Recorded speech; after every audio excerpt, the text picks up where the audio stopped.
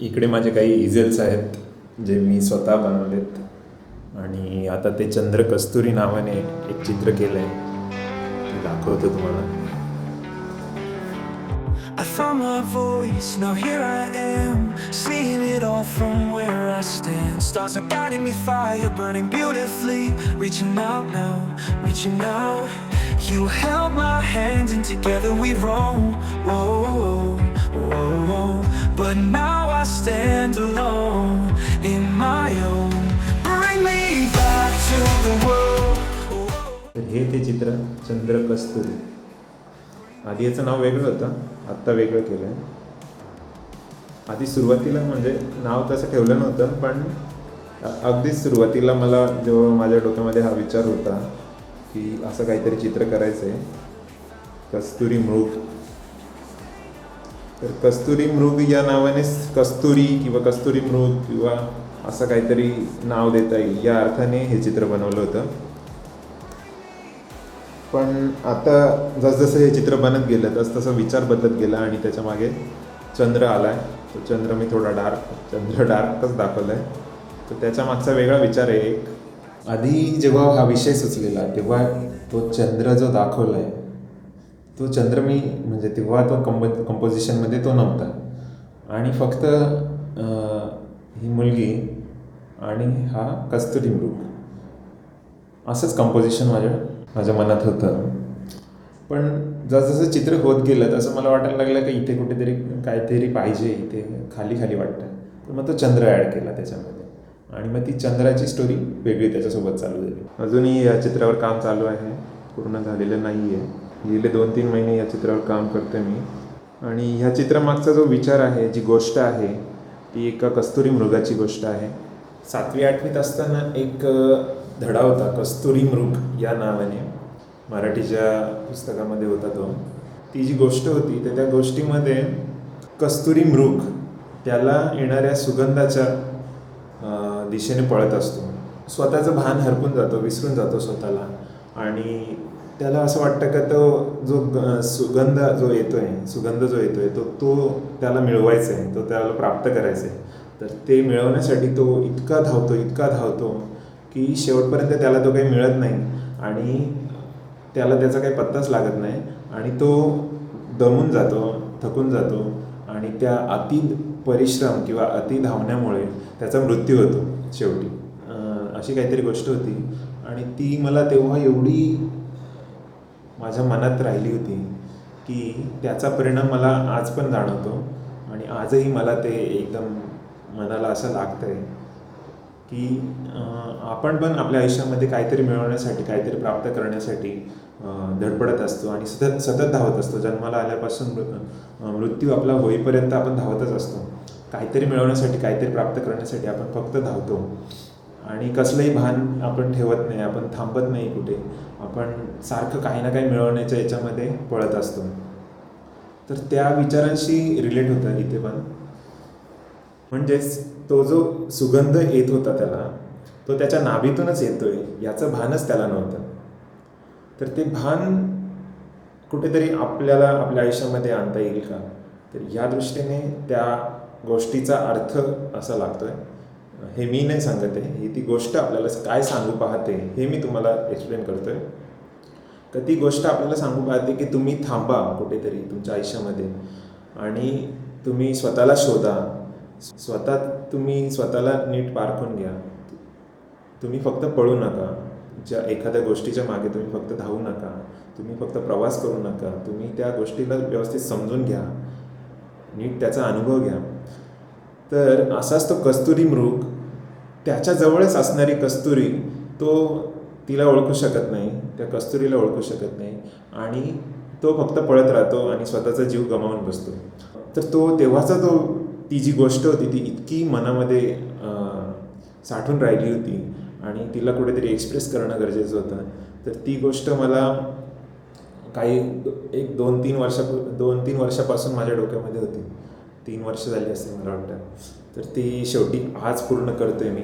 पूर्ण म्हणजे अजून पेंटिंगवरचं काम चालू आहे, पण आपण बघू शकतो की बऱ्याचशा लेवलला पूर्ण झालं. आणखीन काम करायचं आहे त्याच्यावर. तर तो कस्तुरी मृग मी अशा पद्धतीने दाखवलं इथे.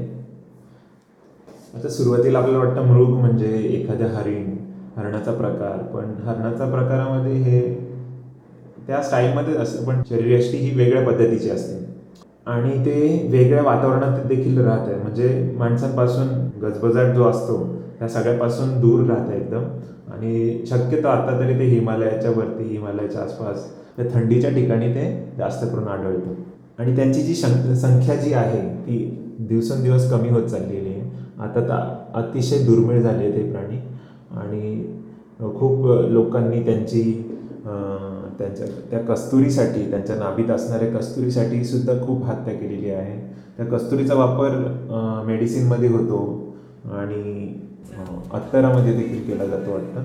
ती जी कस्तुरी आहे ती खूप किमतीला विकली जाते, खूप किमतीला. त्यांच्या नाभीमध्ये असं काहीतरी गोळ्यासारखा प्रकार असतो थोडा. त्यासाठी ह्या प्राण्यांना मारलं जातं, त्यांना जीव गमवायला लागतो त्याचा. तो विषय वेगळा आहे. आणि ही जी गोष्ट आहे ही वेगळा विषय, ही वेगळा बोध आपल्याला देते.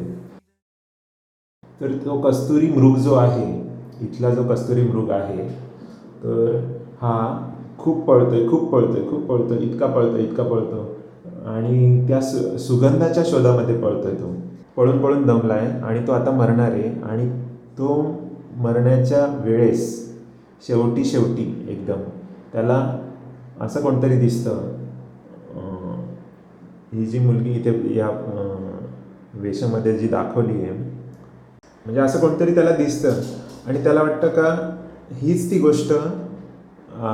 गोष्ट आहे की जी मला प्राप्त करायची होती. आणि तो सुगंध तर त्याच्या वाशीच असतो, पण त्याला असा भास होतो का अरे हीच ती गोष्ट आहे का जी मला प्राप्त करायची होती आणि त्यासाठी मी इतकं पळत होतो. तर त्याचा प्रवास जो असतो तो कुठेतरी थांबला जातो, त्याला कुठेतरी स्थिरता येते आणि त्याला असं वाटतं का आता मला जे मिळवायचं होतं ते मला मिळालं, इथे प्राप्त झालं. आणि तो म्हणतो कस्तुरी तू थांब ना. म्हणजे ही जी मुलगी आहे तिचं नाव कस्तुरी आहे आणि हा आहे तो कस्तुरी मृग आहे. तर तो म्हणतो कस्तुरी तू थांब ना, म्हणजे तू थांब माझ्यासाठी आणि तुझ्यामुळे माझा जीव वाचलाय. तर या पद्धतीची ही जी कथा आहे, म्हणजेच ती कस्तुरीने जे रोल प्ले केला आहे याच्यामध्ये, का त्याचा जीव वाचवण्याचा रोल प्ले केला आहे. म्हणजे ती जर नसती तिथे त्याला भेटली तर त्याचा जीव हा गेला असता. म्हणजे तसं कनेक्शन यांच्यामध्ये निस्वार्थी म्हणा किंवा एकदम निखळ असं आपण त्यांच्यामधलं कनेक्शन आपण इथे बघू शकतो या चित्रामध्ये. ह्या चित्रामध्ये तेच दाखवण्याचा प्रयत्न केला आहे की आपण काहीतरी प्राप्त करण्यासाठी पळतोय आणि ती जी गोष्ट आहे ती आपल्याला मिळाली ऐन रस्त्यामध्ये आणि जिथे जेव्हा आपला जीव जाणार असतो आणि तेव्हा ती गोष्ट मिळते, तर ती भावना काय असेल, त्या मृगाची भावना काय असेल. तर 7वी-8वीत जेव्हा ते पुस्तक मी वाचत होतो, तो जो धडा मी तेव्हा वाचलेला किंवा अभ्यासलेला, तर त्या धड्यामध्ये किंवा त्या गोष्टीमध्ये तो मरण पावतोय शेवटी, असं मला आठवत आहे. मृत्यू होतो त्याचा शेवटी. तर जो मृत्यू जो झाला आहे तो मृत्यू मला नको होता. मला असं वाटलं का त्याला कोणीतरी त्याला वाचवायला पाहिजे. तर त्याला कोण वाचवेल, तर मग माझ्या चित्रातून मी ते कसं सांगणार. तर त्याला कोणतरी वाचवतं आहे आणि त्याचा जीव वाचला जातो. त्याला ते कस्तुरीच म्हणजे निदान भास तरी होतो का ह्या व्यक्तीपासून तो जो सुगंध आहे किंवा जे काही त्याला प्राप्त करायचं होतं आणि त्या मृत्यूच्या आधी एक्झॅक्ट त्याला ती कस्तुरी मिळाली आहे, तो सुगंध मिळाला आहे किंवा त्याची ती गोष्ट मिळवण्याची जी धडपड आहे ती आता संपली आहे बाबा, किंवा त्याचा जो त्रास आहे तो आता कुठेतरी नष्ट होणार आहे किंवा त्याला कुठेतरी औषध मिळालं आहे, असं त्याची एक भावना काय असेल बाबा त्याच्या मनामध्ये. आणि मग ती जी मुलगी आहे, ती जी कस्तुरी आहे, तिला काय वाटेल आता, तिला काय माहीत नाही आहे का त्याच्या मनामध्ये काय भावना आहे. तो जो कस्तुरी मृग आहे त्याच्या मनामध्ये काय भावना चाललेली आहे बाबा, तो कशाच्या शोधात आहे, आता तिला काय जाणवेल, नाही जाणवणार. पण तिची जी ओढणी ज्यांनी जी पकडली आहे, आणि ओढणी पकडणी म्हणजे ओढणी अशा अर्थाने पकडली, भाबड्यापणाने पकडली. लहान मूल कसं आईचं पदर पकडतंय, लहान मूल ज्याप्रमाणे आईचं पदर पकडतंय त्याचप्रमाणे ह्या कस्तुरी मृगाने तिला तो म्हणतोय का तू थांब, तू जाऊ नको, तू माझ्यासाठी थांब, तू आहेस म्हणून माझा जीव वाचलाय, असं त्याची जी भावना आहे ते वेगळ्याच पद्धतीने ते आहे आणि ते मी एक्सप्रेस बोलण्यातून पण मला एक्सप्रेस करता नाही येते, म्हणून मी ते चित्रातून दाखवलं. तर चित्रामध्ये ते कसं वाटेल. आता तो जेव्हा रात्रीच्या अंधकारात जेव्हा पळत असतो, रात्रीच्या अंधकारात पळतोय, तर रात्री चंद्र हा व्हाईट असतो, व्हाईट दिसतो, म्हणजे प्रकाशमय दिसतो आपल्याला. आणि इतर सगळा भाग जो असतो पृथ्वीवरचा तो सगळा अंधारमय झालेला असतो, रात्र झालेली असते, काळा झालेला असतो किंवा निळसर काळा झालेला असतो. तर इथे मी कॉन्ट्रास्ट दाखवला आहे चित्रामध्ये. आता चित्रामध्ये चित्र काढायचं म्हणजे काय, का एक्झॅक्ट दिसलं पाहिजे असं काही नाही, आपण आपला विचार काही मांडू शकतो त्याच्यामध्ये. तर इथे मग मी कॉन्ट्रास्ट केला, म्हणजे जी रात्र जी होती, जो सर्व प्रदेश रात्रीमध्ये दिसत होता तो मी त्याला व्हाईट करून टाकला आणि चंद्राला काळा करून टाकला. म्हणजे इथं जो मृत्यूचा जो खेळ होता तो इथे कायापालट झाला आहे, म्हणजे त्याचा मृत्यू वाचलेला आहे, म्हणजे त्याचा जीव वाचला आहे, त्याचा मृत्यू झालेला नाही आहे. म्हणजे जी विधिलिखित घटना होती किंवा जे त्याच्या नशिबात जे होतं मृत्यू, किंवा त्याच्या आयुष्यात जो अंधार पडलेला होता तिथे आता प्रकाश झालेला आहे आणि त्याचा जो मृत्यू आहे तो मृत्यू आता बदललेला आहे. म्हणून सगळी प्रकृती बदलली. अशा पद्धतीचा विचार आपण काहीही करू शकतो. चित्रामध्ये कुठल्याही पद्धतीने विचार करता येऊ शकतो आणि ते आपण एक्सप्रेस करू शकतो. तर हे चित्र खूप अतिशय निस्वार्थी भावनेने, निस्वार्थी मनाने, निखळ मनाने आणि निखळ भावनेने केलेलं चित्र आहे हे.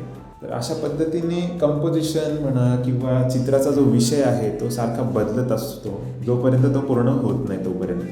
तर त्यामुळे असं काही फिक्स नाही आहे का बाबा असं ठरवलं म्हणजे तसंच होईल. ते बदलत राहतं सारखं, विषय बदलत राहतो आणि माझ्या टेक्निक्स पण बदलत राहतात. चित्र बनवताना पूर्ण टेक्निक्स बदलत राहतात प्रत्येक वेळी.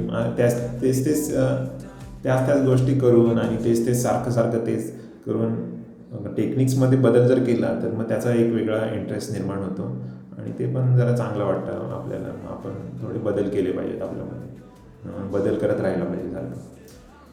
ते इथे पण टेक्निक्स वेगवेगळ्या प्रकारचे मी वापरले जातं. इथे व्हाईट पेपर वापरला, बरेच दिवस मी एक्झॅक्ट व्हाईट पेपर म्हणजे वापरत होतो, पण त्याला बेस देत होतो, बेस कलर वेगळा अप्लाय करत होतो आणि सगळं बॅकग्राऊंड व्हाईट सोडत नव्हतं, पण इथे सगळं बॅकग्राऊंड व्हाईटने केलेलं आहे. तर इकडे जे काही मटेरियल दिसतं आहे, ज्या काही पेन्सिल्स म्हणा, पेस्टल्स, अशा पद्धतीने मी हे सगळं वापरत असतो चित्रामध्ये. आणि चित्र कसं बनलं आता तुम्ही सांगा मला, तुम्हाला काय वाटतंय या चित्रामध्ये, कलर स्कीम कशी वाटते. बरंचसं काम बाकी आहे याच्यावर, आता ते काही दिवसात पूर्ण करेल मी. काही दिवसात म्हणजे वेळ लागतो. हे काम खूपच डिटेल आणि फाईन वर्क करायला लागतं. ते इमोशन्स आणायला लागतात. इमोशन्स जर नाही आले तर मग त्याची मजा नाही, काय त्या विषयाची मजा नाही. तर मला कुठेतरी चांगलं वाटतं का ते कस्तुरी मृगाचा आपण आपल्या गोष्टीमध्ये, जसं त्या गोष्टीमध्ये त्याचा मृत्यू होतो तसा आपण आपल्या रचलेल्या गोष्टीमध्ये त्याचा जीव वाचतोय. तर हे कलेमार्फतच करू शकतो आपण आणि त्या कलेमध्येच तो विषय मांडू शकतो. माझ्या मनाला जे विषय भावतात ते विषय आणि त्या ज्या गोष्टी आहेत त्या गोष्टी, ते निस्वार्थी प्रेम मला माझ्या चित्रांमधून मांडायला आवडतं. आणि हे पण तशाच पद्धतीने चित्र केलेलं आहे. तुम्हाला कसं वाटलं ते कळवा कमेंटमध्ये सांगा नक्की, जेणेकरून मला प्रोत्साहन मिळेल. आणि बेसिकली चित्रांबद्दल काय वाटतं तुम्हाला किंवा चित्रकलेबद्दल काय वाटतं ते सुद्धा कळवा. तर कसं वाटलं हा विषय आणि माझं पेंटिंगही कसं वाटलं तुम्हाला नक्की कळवा. आणि चॅनलला सबस्क्राईब करा, लाईक करा आणि शेअर करा.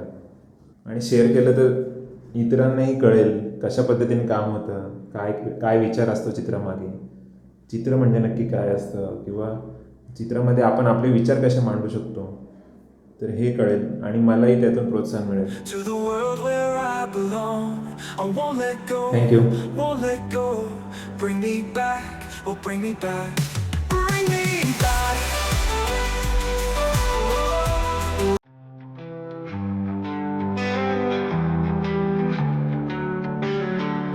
I found my voice, now here I am, seeing it all from where I stand. Stars are guiding me, fire burning beautifully, reaching out now, reaching out. You held my hand and together we roam. Whoa, whoa, whoa, whoa. but now I stand alone.